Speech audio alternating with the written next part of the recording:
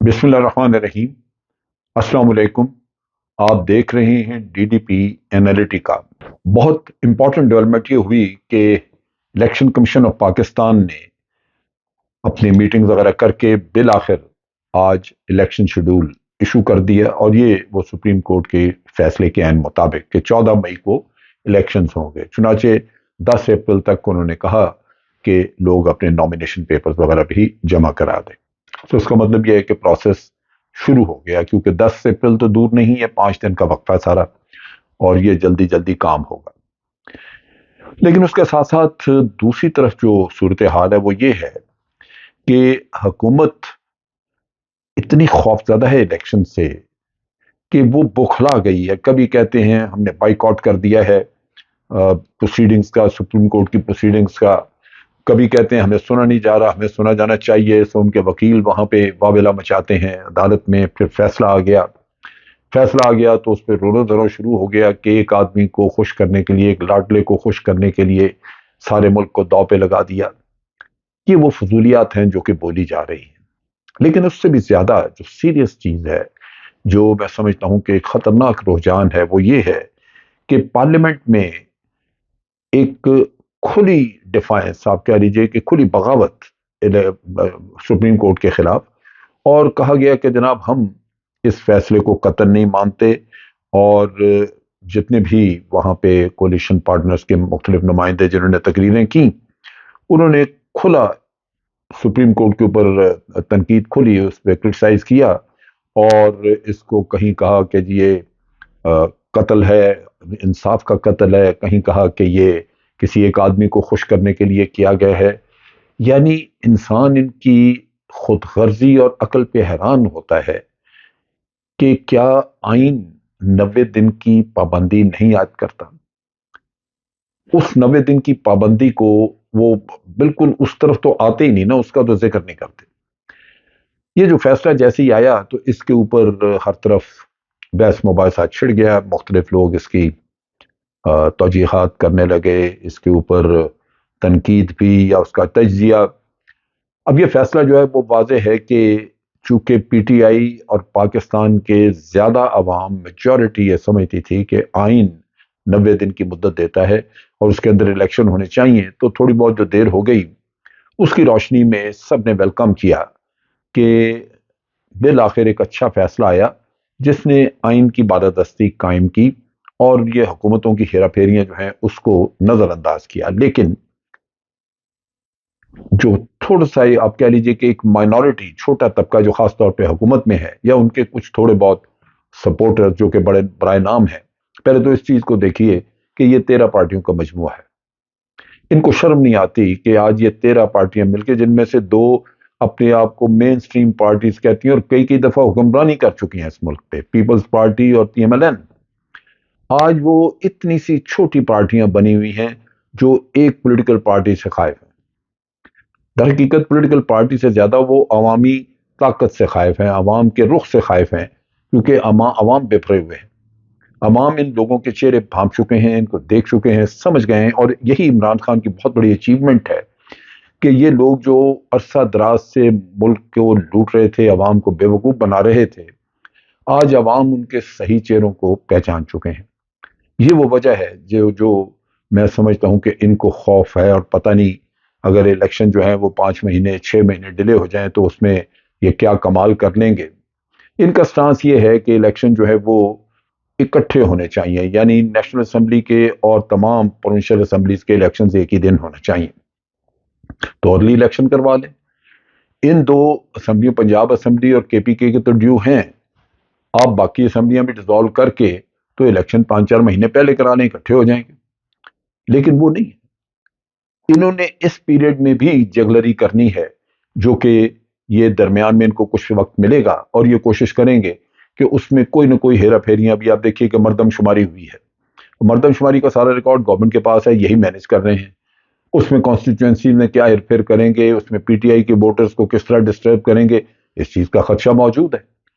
ان لوگوں کو فوری طور پہ حکومت سے ہٹایا جائے تاکہ ان کی یہ لیش نہ ہو، یہ ان کی استبداد سے باہر چلی جائیں چیزیں، تاکہ الیکشن جو ہے وہ عوام کی خواہشات کے مطابق ہو سکیں۔ بصورت جو میں نے تنقید سنی یا اس کا تجزیہ سنا، وہ دو تین چیزیں یہ اینکرز وغیرہ آج تجزیے میں بات کرتے رہے ہیں۔ اس میں انہوں نے کہا جی کہ لگتا ہے یہ فیصلہ عجلت میں کیا گیا ہے۔ بالکل عجلت میں کیا ہے، 13 دن آلریڈی یہ فیصلہ سنا جا چکا، اور بجائے اس کے کہ اصل سبجیکٹ ایڈریس کیا جاتا، یعنی جو آئینی چیز ہے، اور اس کو دیکھا جاتا کہ الیکشن کمیشن نے شیڈول دے کے وائلیشن کی ہے یا نہیں کی، اس چیز کی بجائے یہ سارا وقت فوکس کرتے رہے اپنے مفادات پہ کہ فل کوڈ بن جائے، یہ ہو جائے، وہ ہو جائے۔ آبویسلی آپ نے وقت ضائع کیا۔ اب عدالت اس 90 دن کی ایک بریکٹ کو ذہن میں رکھتے ہوئے فیصلہ کر رہی ہے، اور چیف جسٹس کے ذہن پہ لازماً یہ ہے کہ اگر یہ ہیئرنگ کا قصہ طول پکڑتا گیا تو بالآخر الیکشن جو ہے وہ بہت دور چلے جائیں گے، جبکہ آئین اس چیز کی اجازت نہیں دیتا۔ اور پہلے ہی انہوں نے جو ایک یعنی الیکشنز کی 90 دن پورے ہوتے ہیں غالباً 14 یا 15 اپریل کو، تو 30 اپریل کی ڈیٹ دی، 15 دن وہاں لیٹ کیے۔ اب انہوں نے 14 مئی کی ڈیٹ دی، اس کا مطلب یہ ہے کہ 15 مئی کو جا کے اگر الیکشن ہوتے ہیں تو ایک مہینہ تو اسٹریٹ اوے پہلے ہی 30 دن تو اوپر آپ چلے گئے۔ اب مزید کیا ہیئرنگ کے قصے میں پڑے نا، سو نیچرلی ایک مسئلہ ایسا تھا جس کا فوری طور پہ فیصلہ کرنا تھا، اور چونکہ ادھر ادھر سے باقی ججز اور پولیٹیکل لیڈرز اور ان کے وکلاء وہ ڈسٹریکٹ کر رہے تھے، وہ ہر طرف آپ کو گھسیٹ رہے تھے، تو فیصلہ بصورت جلدی میں کیا گیا اور کیا جانا چاہیے تھا۔ دوسرا اعتراض کرنے ہیں کہ یہ فیصلے میں غصہ محسوس ہوتا ہے کہ بڑا غصہ ہے۔ غصہ موسٹ پروبلی، اگر اس میں، مجھے تو ایسا نہیں لگا، لیکن اگر کسی کو لگتا ہے تو وہ اس چیز کا غصہ بہت ہے کہ بجائے اس کے، اور وہ پورے عوام میں ہے، جب تک یہ ہیئرنگ چلتی رہی یہ چیز رہی، غصہ سب کو رہا اس چیز کا کہ آپ آئین کی روح کو نہیں سمجھتے، آئین کے مطابق فیصلہ کرنے کی بجائے آپ نے قوم کو کسی اور چکر میں ڈالا ہوا، اور اپنے مطلب کے لیے کہ جی پہلے ججوں کی سپریم کورٹ میں ایک ڈویژن کریٹ کی، ججوں کو تقسیم کیا، اس کے بعد آپ نے دیکھا کہ یہ شوریہ مچا دیا کہ جناب فل کورٹ بنا دیجئے۔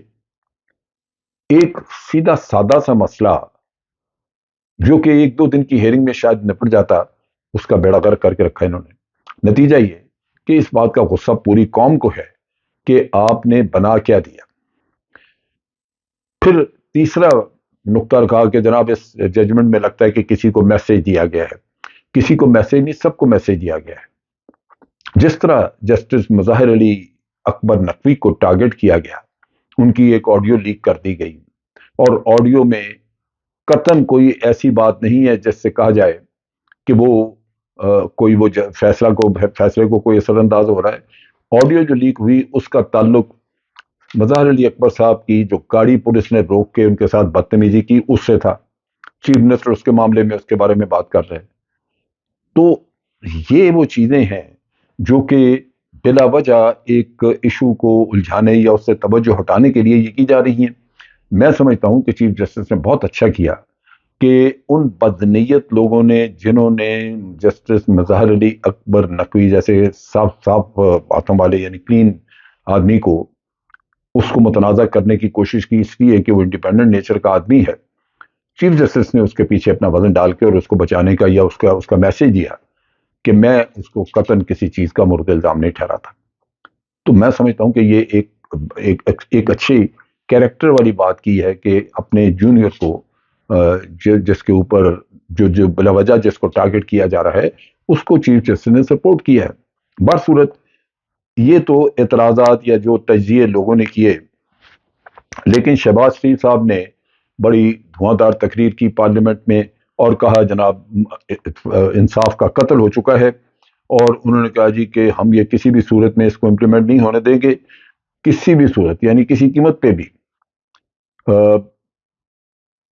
ہم نہیں چاہتے کہ یہ اس طرح دبایا جائے۔ ہر حالت میں یہ چیف جسٹس کو دوبارہ سوچنا چاہیے اور اس کو پھر فل کوڈ بنا دینا چاہیے اور یہ فیصلہ ادھر چلا جائے۔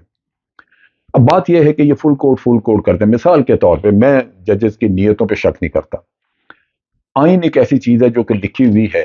اور آپ اس کو ڈینائی نہیں کر سکتے۔ صرف اگر پرسیپشن کی تبدیلی ہو سکتی ہے تو وہ یہ ہے کہ لا منسٹر کہہ رہے ہیں کہ جی آج جو صورتحال ہے وہ ایکسٹراڈنری ہے، یعنی یہ ایک بڑی ایسی صورتحال ہے جو کہ بڑی گمبھیر ہے اور اس میں الیکشن کرانا مشکل ہے۔ اب یہ صورتحال گھمبیر ہے یا نہیں ہے، اس کے اوپر آپ نے سوچ وچار کرنی ہے، اور اگر وہ فل بینچ بھی اس نتیجے پہ پہنچ جائے کہ یہ صورتحال اتنی گھمبیر نہیں ہے اور الیکشن فوراً کرائے جائیں تو پھر کیا ہوگا؟ یہ وہ چیز ہے جو کہ ظاہر کرتی ہے کہ فل بینچ میں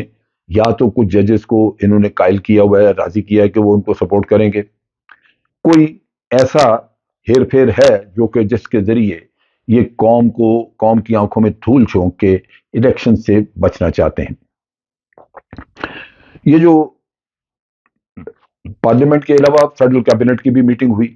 اس کیبنٹ میٹنگ میں لا منسٹر نے اور اٹارنی جنرل وغیرہ نے بریفنگ دی، ان کو بتایا، انہوں نے لیگل ٹیم کو ٹاسک دیا کہ اب اس کا کوئی توڑ نکالیں آپ ہر حالت میں، تاکہ اس الیکشن سے بچنا انتہائی ضروری ہے اور وہ ہمیں کرنا ہے۔ مولانا فضل الرحمان کے بیٹے نے بھی تقریر کی، اور وہ آپ کو پتہ ہے کہ یہ جس طرح کے لوگ ہیں،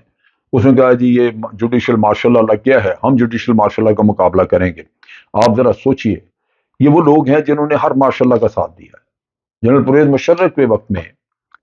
ان کی یہ ایم اے بنایا انہوں نے، اور ان کی حکومت تھی کے پی کے میں، پارلیمنٹ کا حصہ تھے۔ آخر میں آ کے جب سب لوگوں نے فیصلہ کیا کہ پارلیمنٹ جو ہے اس سے استعفے دے دیے جائیں تاکہ جنرل مشرف الیکٹ نہ ہو سکے یونیفارم میں، تو واحد مولانا فضل الرحمان تھا جو اس معاملے میں بھاگ گیا۔ یہ بے ضمیری جو ہے یہ اتنی واضح ہے کہ انسان حیران ہوتا ہے کہ پاکستان ایک ملک ہے جہاں یہ اس ضمیر کے لوگ جو ہیں وہ دھڑا دھڑ چل رہے ہیں۔ کوئی اور ملک ہوتا تو ان کو بہت عرصہ پہلے لوگوں نے ڈسکارڈ کر کے کہیں ان کو کسی گٹر میں پھینکا ہوتا، لیکن آپ دیکھیے کہ یہاں پہ یہ سروائیو کرتے ہیں۔